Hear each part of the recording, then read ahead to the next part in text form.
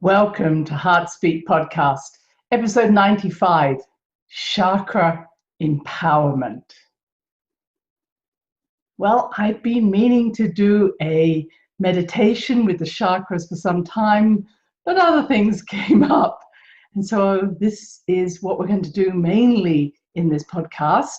But there are a few things, as always, that I want to share with you just before we go into the matter of chakras. One of them is, are you enjoying making your choices? I've enjoyed saying, I have the freedom to choose how I feel in this moment. It may not be that I can make choices outside myself, but I'm very aware that every time something happens, I can choose how I choose to feel. And that's made a big difference. So that when something does happen, I may feel a momentary disappointment or something, and then, okay, I can make a choice how I choose to feel in this moment. And it just changes the outcome in such a wonderful way. And so I hope that you've enjoyed that. Maybe you're making choices by, as I say, just hearing yourself and saying, I can choose in this moment, or maybe you're choosing to listen to your body. And your body saying, I'm tired, because things are very tiring at the moment. You may have noticed with all these planets going retrograde, and they're going to be throughout most of August, just take it easy. It's not an easy time to say, oh, I'm going to start something new or get out into the world if we could. And with so many travel restrictions around, I'm certainly feeling that my travel is thwarted, and yet that's allowing me to bring forward to you all my virtual travel, the Earth Mysteries work that I'm looking forward to delving into during August. But it's also allowing us to make choices, not only to listen to our body, listen to our heart, listen to our emotions, but also making those choices of who we want to listen to, or who we want to be around, or whether we want to listen to the news. And these are all healthy choices for us. Again, does this resonate with me? Does it make me feel more anxious? Does it make me feel in control of my life? Does it make me feel more powerful?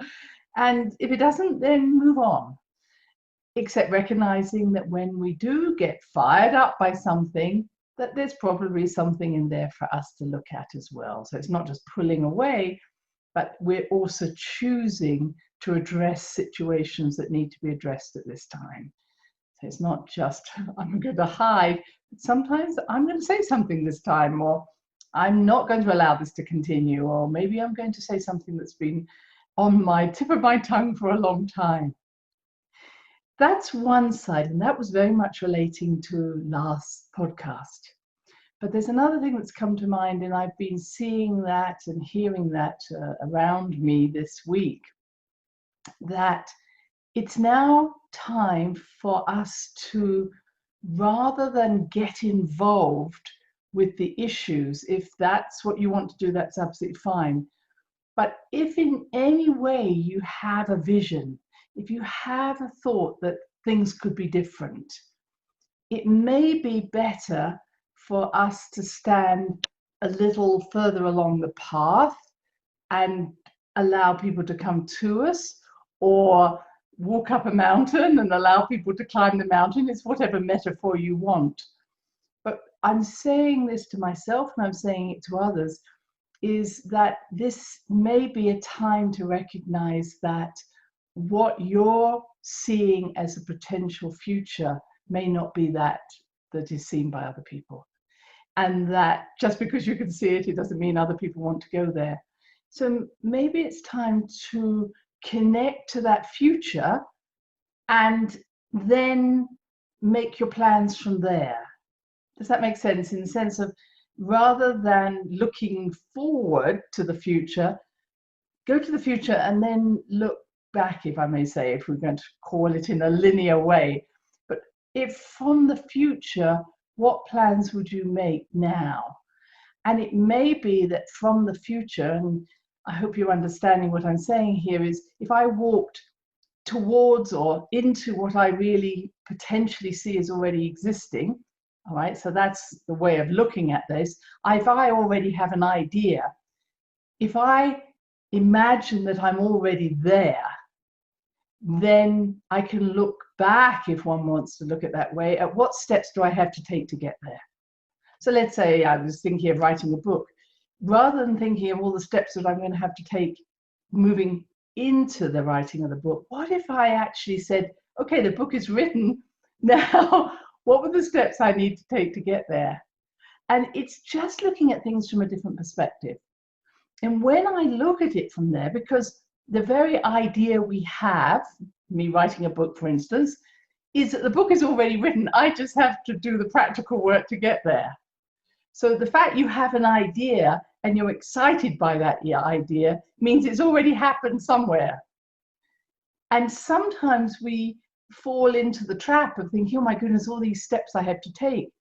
But as I say, if we go to the place of, okay, the book's written, and look back, we can almost make the steps much easier for ourselves. Okay, there's a roundabout thinking way. But at the same time, if I'm suggesting, if my idea is that I want to bring more peace into my life, so rather than saying, okay, what steps do I have to take to get to that peace? What if I say, okay, I'm in peace, whatever that means. So it might be, okay, I'm just going to spend more time relaxing in my garden. And you might say, well, that's only very selfish. What about the rest of the world? The only thing we can change is ourselves. So if I want to bring more peace to my life, I have to actually become it. So if I already imagine being there, then I can say from that place, do the people around me or do the circumstances around me actually nurture that place that I already know exists inside me? Do the people bring me peace? Do the ideas bring me peace? Does reading something or watching the news bring me peace? So rather than thinking, how am I going to get there? My suggestion is you imagine you're already there and then decide whether or not those that you have in your environment are actually helping that or not. Now, that doesn't mean you're going to then abandon everybody in your family. It just means that rather than trying to move towards something, when we imagine we're already there, everything else becomes more clear. That's really what I'm saying. And in that clarity, you may say, wow, trying to persuade everybody else to come into my world, my peaceful world, is actually very exhausting. So maybe if I just do what I can do and allow other people to fall into whatever place they wish to be in other words, they have ideas, they have plans, so it's not for them to fall into my plans. If I allow them to follow their path, it's going to be so much easier for me. So make it simple. Just don't try and change all the world, because you can't change the world. All you can do is change your own world, your own perspective of what you see. And what it brings up for us all is often the ways in which we sabotage ourselves getting there. I'd love to be in peace, but I have to help everybody else. I'd love to do that, but throat chakra. So what happens is that when we put those obstacles up, we're really saying, I doubt as if I'm ever going to make it. You know, that word trying is lying. So when we say, I'm trying to do this, we're really just lying. So when we say, I know, I can imagine myself, as I say, being in my garden in a peaceful state, I'm already there, I can imagine it, literally everything shifts. And then you're starting to say, what beliefs come up that say to me, it's not okay for you to do that? So what are the objections to us in living our own lives the way we choose?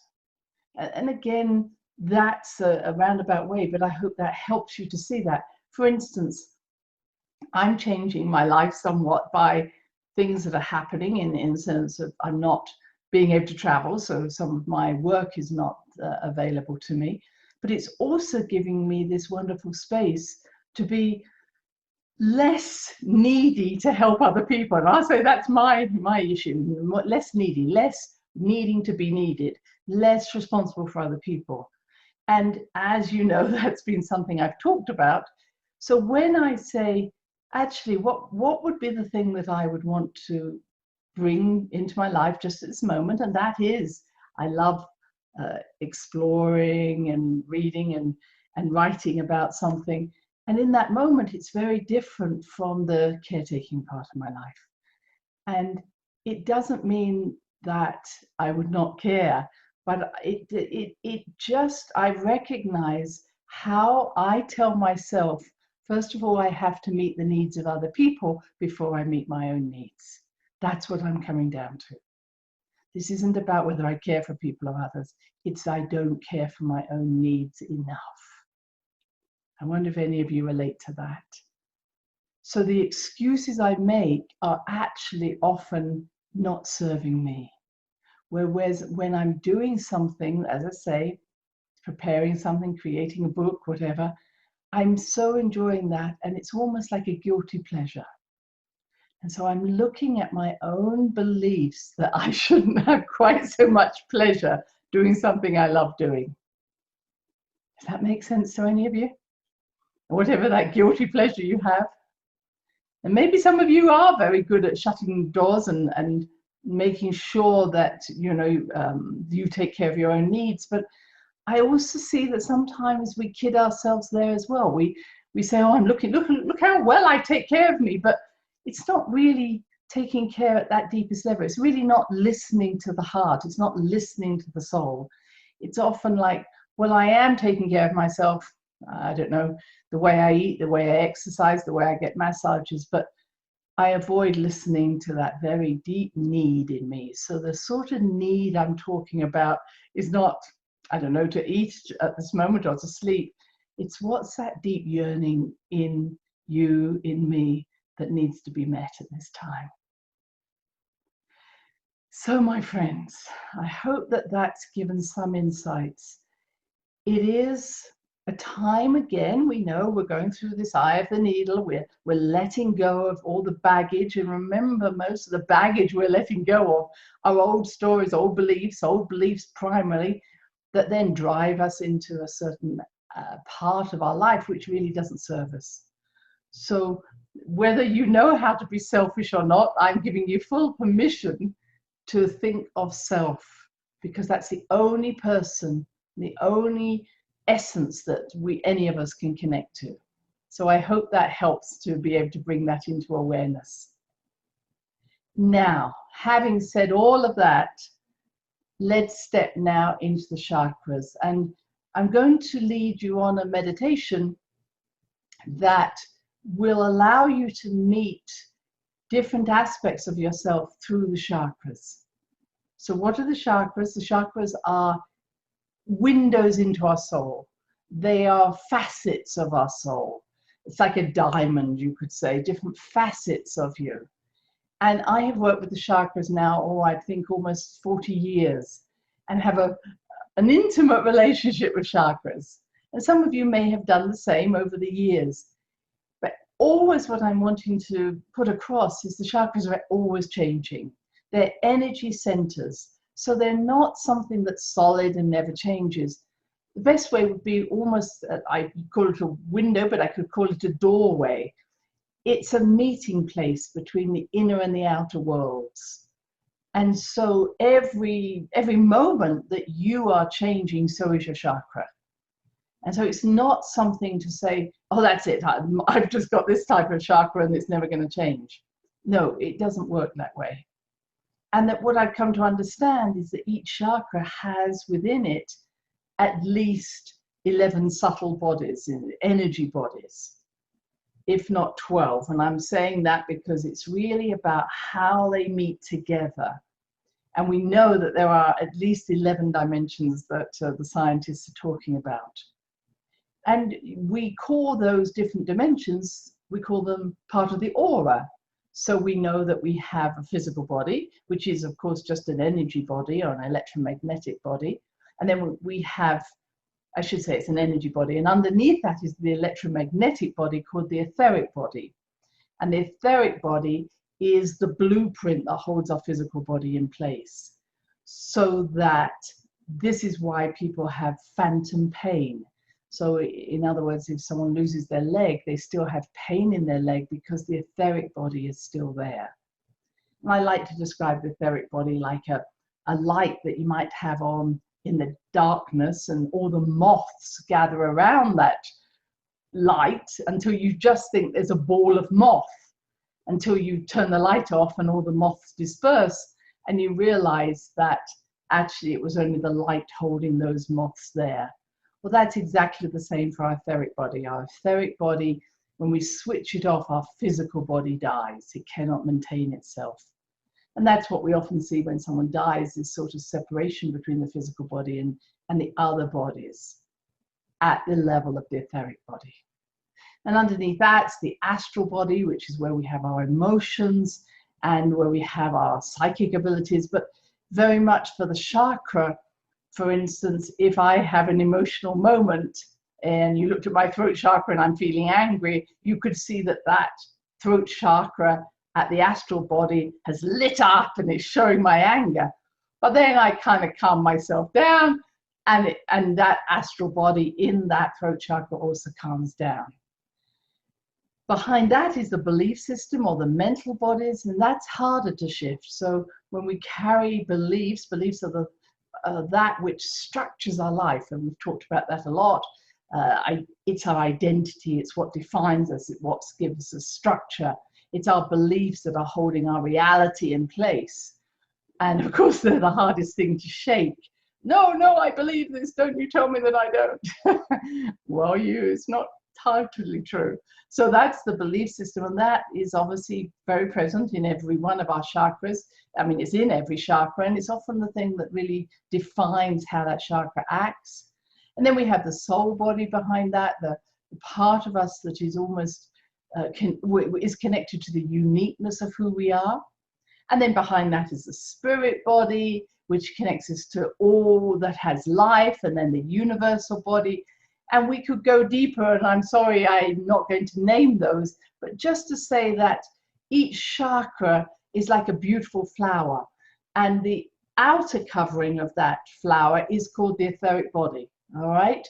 And then as the flower opens, and imagine this beautiful blossoming rose, for instance, the more the chakra so-called opens, the more access we have to the center of the flower, the very center of our beingness. And so when someone talks about, your chakra is closed, it's like a bud, and then we're opening and opening and opening. And if I just want to say this at this moment, it's actually unwise and not possible for someone else to open and close your chakras. So please don't go to someone and say, please open and close. It's a state of consciousness. In other words, through our experiences, through our deliberations, through our wisdom building, our chakras will open and open and open.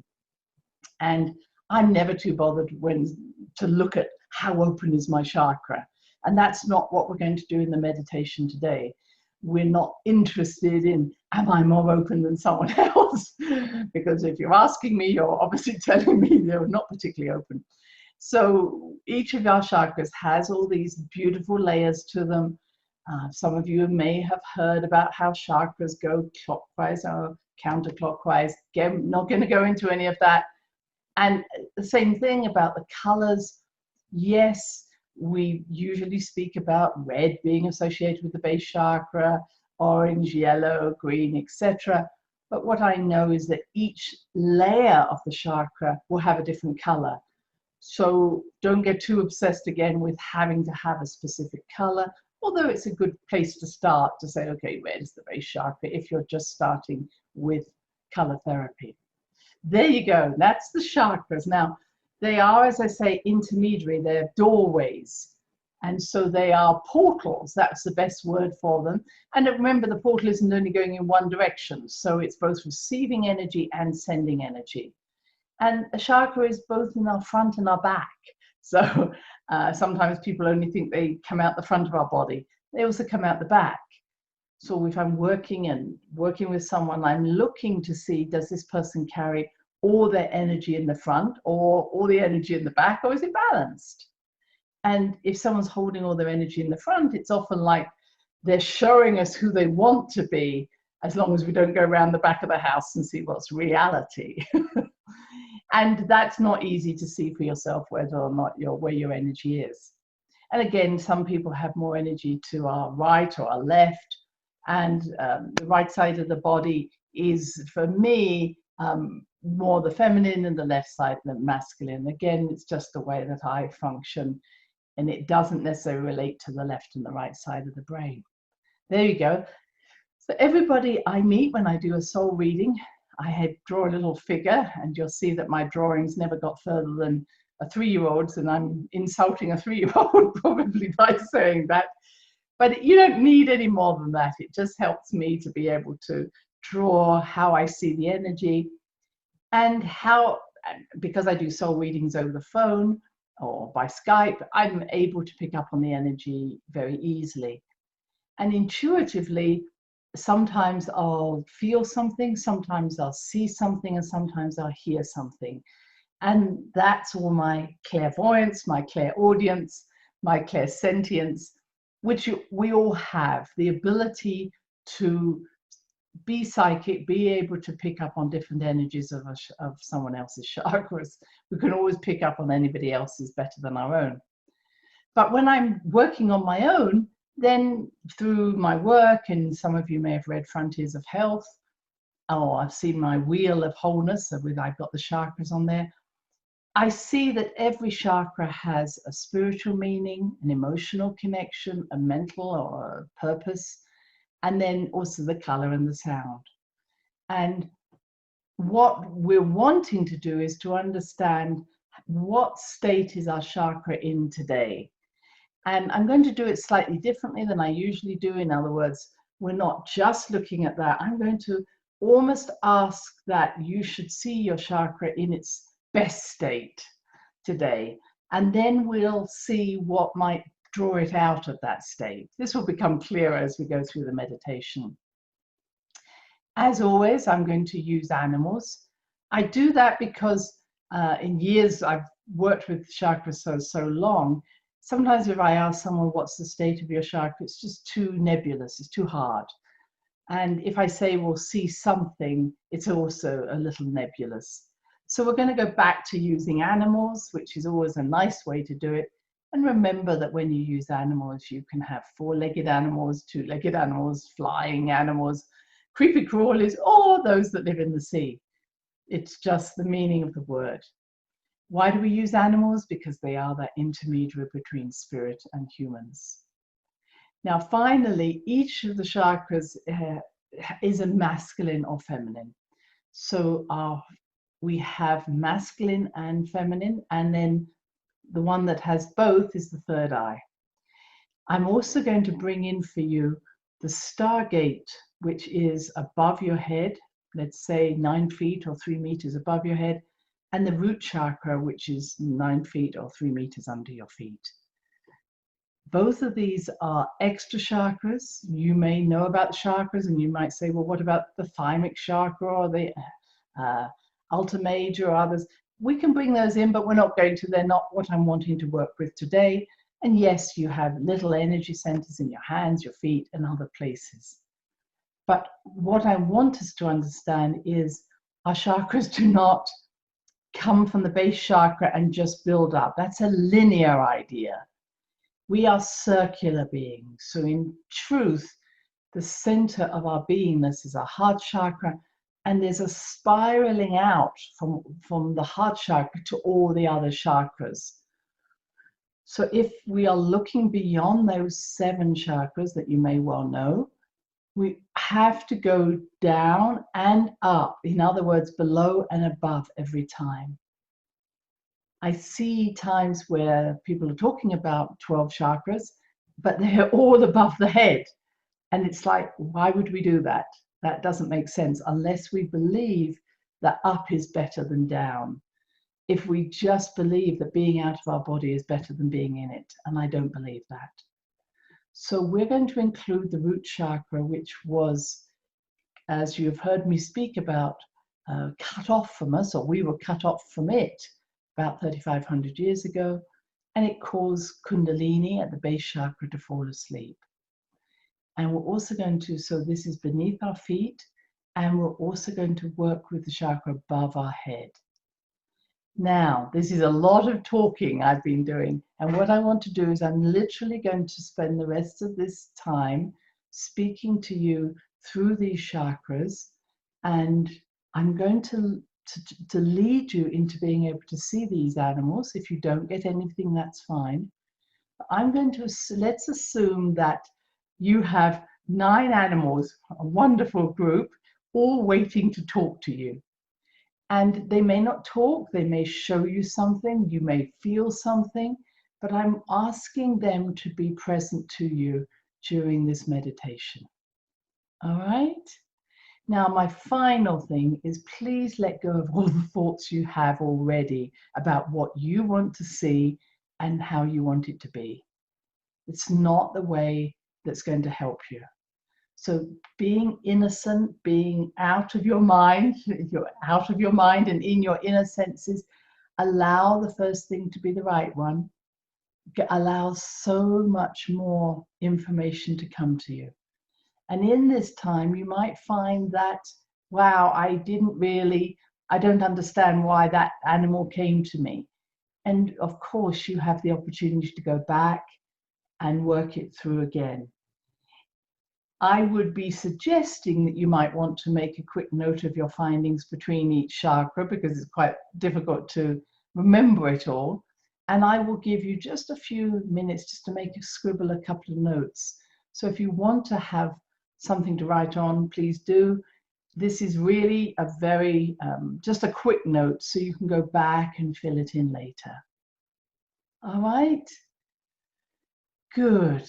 Now we are going to go up through the body, rather than starting at the heart and winding out, because I just want to give a sense of how we work with the root chakra first. But you can do, when you do it on your own, you can certainly look at it in a different order. But we're going to work in this way. So please, close your eyes. Take a few deep breaths, short breath in, long out breath down through your body. Taking all the thoughts with you, especially emptying your mind of everything you know about chakras. It's not important. It's as if we're just going on a journey together, opening doors, seeing who's behind the door.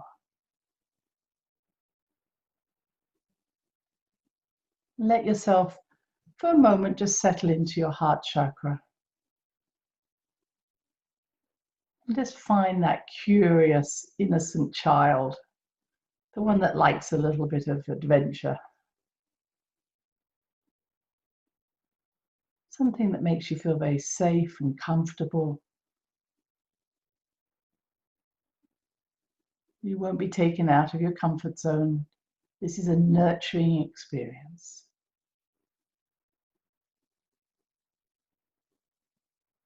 Now take your awareness to beneath your feet, 9 feet, 3 meters beneath your feet. That is the root chakra. This is a place of deep connection, of rootedness, but rootedness into extraordinary consciousness, a deep connection, you could say, through Mother Earth to an understanding of where we've come from. What animal represents this deep connection for you? See this animal now. It can even be a mythical animal if you choose. What animal comes to your mind?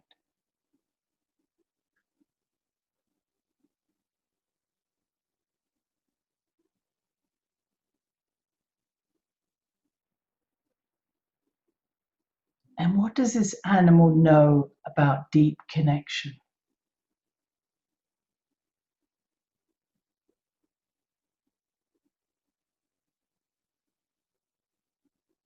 Let it show you, tell you, in whatever way it can communicate with you.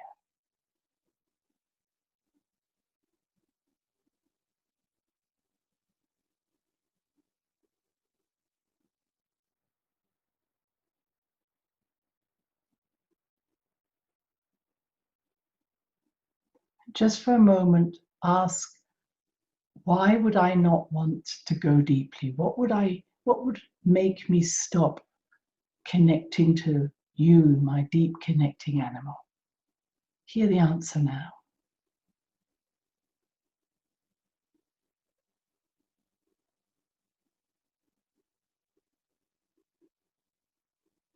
And then receive support, trust, confirmation that this animal will support any deep connection you wish to experience.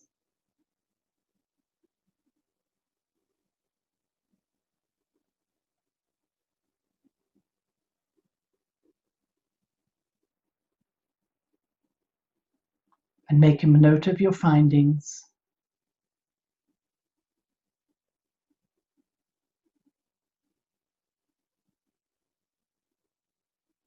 You don't have to if this isn't appropriate.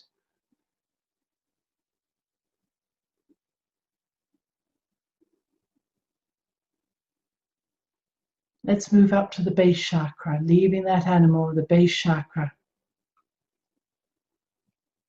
This is much more of a masculine chakra. It's about security, feeling secure in oneself. What animal represents that security for you?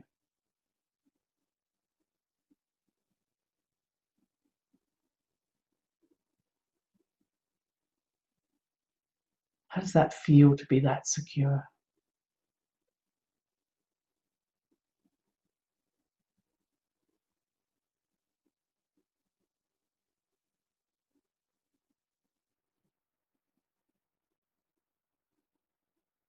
Sometimes we can get pulled out of that security by meeting the needs of the tribe, of the culture, of our friends, family, following other people's rules. What does your animal say about that?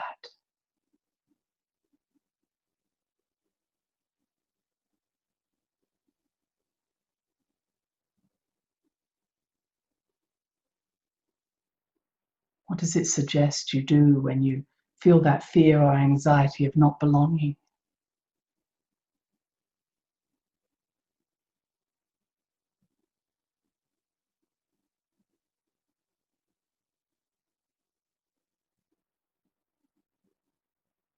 Make a note of your findings.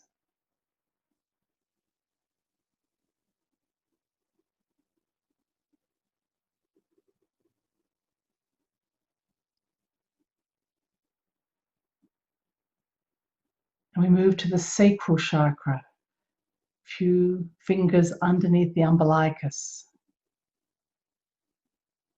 If it helps, you can put your hands on these different chakras. This is a feminine energy chakra. It's about relationship. It's about transformation. It's comfortable being in darkness because darkness means the unknown. To be comfortable in relationship, knowing that something is changing. What animal represents this transformational quality of the sacral chakra?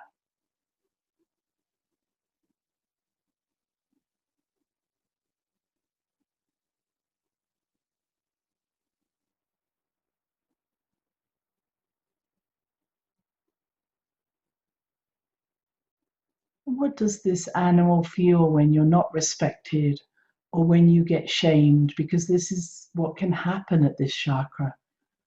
What can pull you away from feeling that strength of this animal?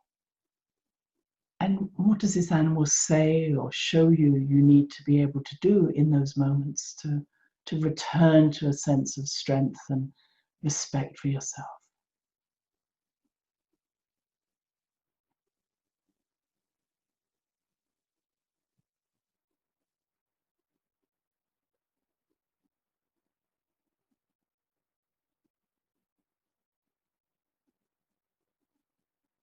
Make a note of your findings.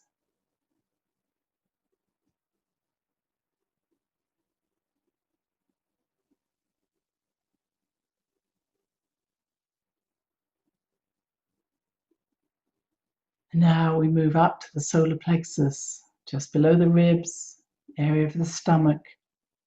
This is the masculine energy chakra. This is about feeling okay about yourself, feeling confident, not attached to approval or affected by criticism. What animal represents that for you?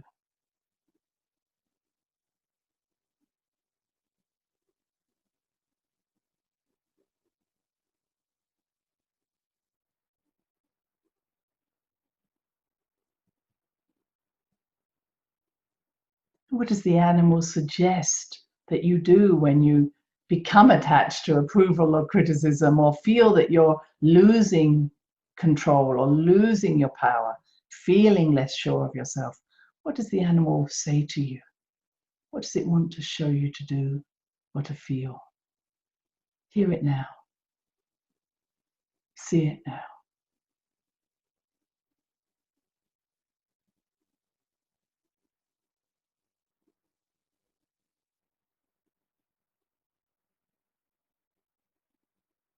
Make a note of your findings.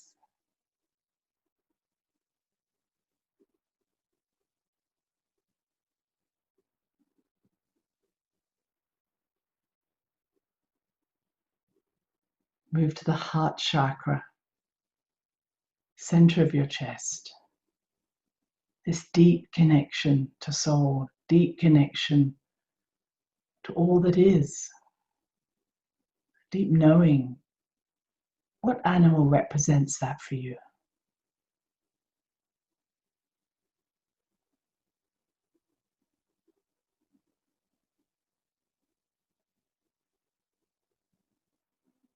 Just for a moment, travel with that animal deeper.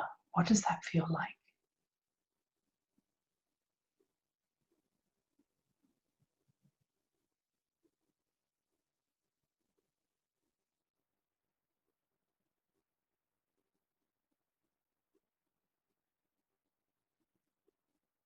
Make a note of your findings.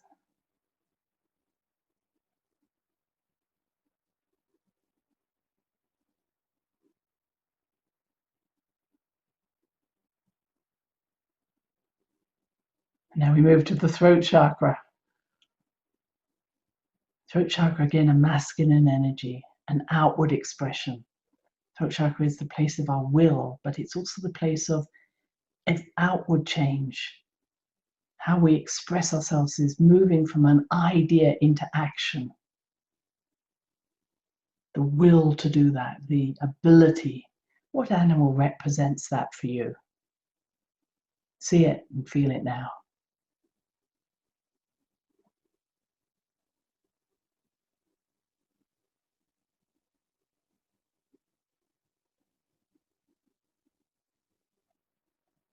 Now, the throat chakra is very much connected to our mental body, our thinking. And sometimes when we overthink things, we create more confusion. What does this animal want to show you about staying centered in that throat, to the right use of will, rather than blocking the flow? What does this animal want to show you about moving energy from a thought into action? See or hear that now.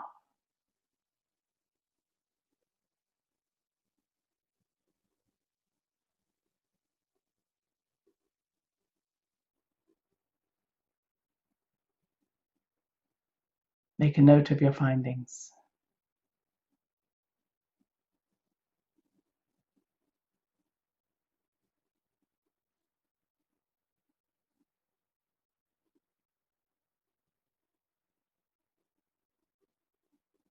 And we move to the third eye, between the two other eyes, a little higher, but between those eyes, on the forehead.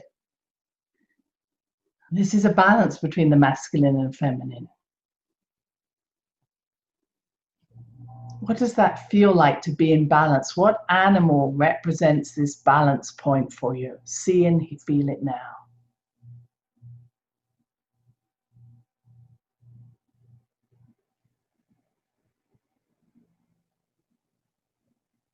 Third eye is about wisdom, the ability to see clearly, to be detached.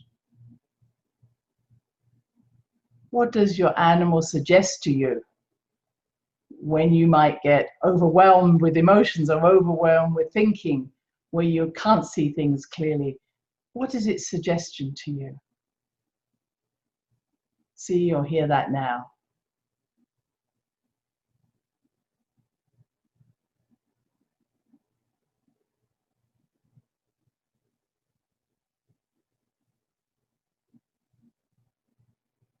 Make a note of your findings.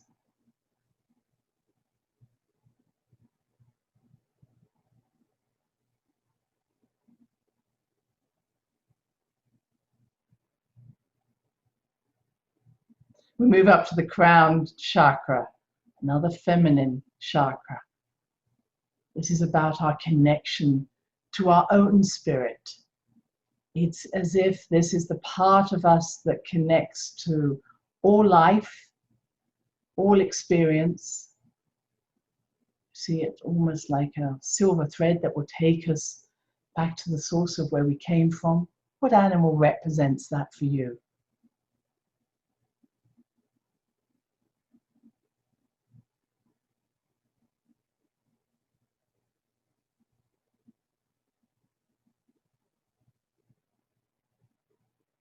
And sometimes when we get dispirited, a little depressed, we've kind of lost that connection. We've lost the ability to know how to lift our spirits. What does your animal speak to you about? If when you become dispirited, what does it say? Hear or see its suggestion now.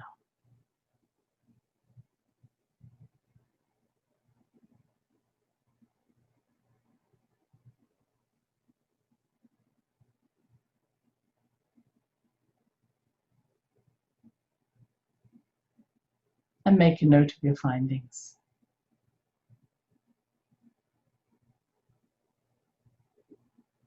And finally, we're going to go to a place that's called the Stargate. This is a masculine to the root chakra is feminine. So they're the balance points to each other. The Stargate is the place where we meet spirit guides, star people, anything that is of a different dimension. It's like climbing up to that, climbing a ladder to a gate. So what animal is guarding or the guardian of our portal, our Stargate? What animal represents that for you?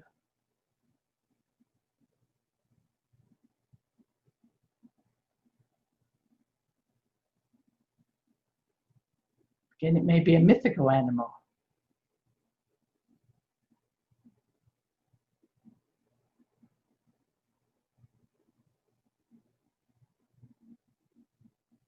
And we always have to keep a balance between not disappearing out of our body, nor getting lost in our body and in the three-dimensional world.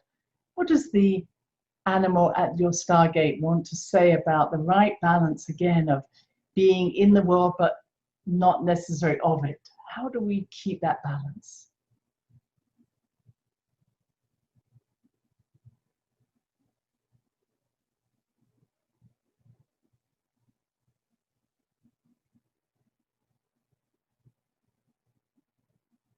Now, write a note of your findings.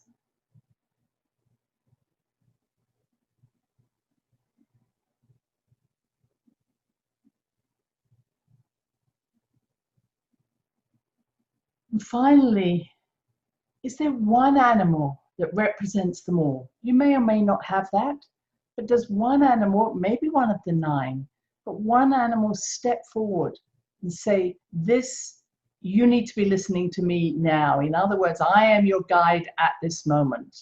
This is what's important in this moment. It may be a totally different animal or one of your 9. What steps before you now, looks you in the eye now?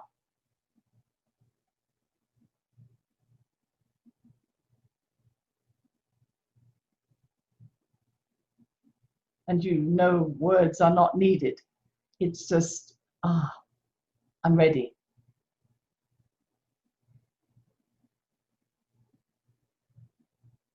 Now, I suggest that you can do this exercise at any time. You can go back. If there's something not clear, please return to the exercise, go to that particular chakra, spend more time with it. Otherwise, I'm suggesting now that you start to bring your awareness back to the room where you are.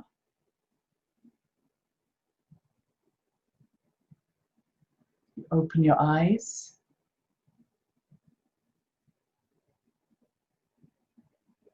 And know that you are loved and blessed, and that whether these animals, the fact you saw animals because we understand animals, does not mean that you were not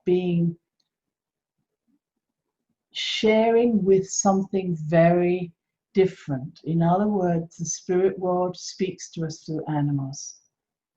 At each of those chakras, we are met by those who love us from other dimensions, other star systems, whatever we believe is true. Those portals, those chakras empower us in a way that isn't about just giving us power, but bringing us back to who we are, helping us to remember, because remembering is empowerment. So I bless you all and hope that you will enjoy working with your animals and with the beings that work through the animals. Until next time, many blessings. Thanks for listening to the HeartSpeak podcast with Dr. Christine Page.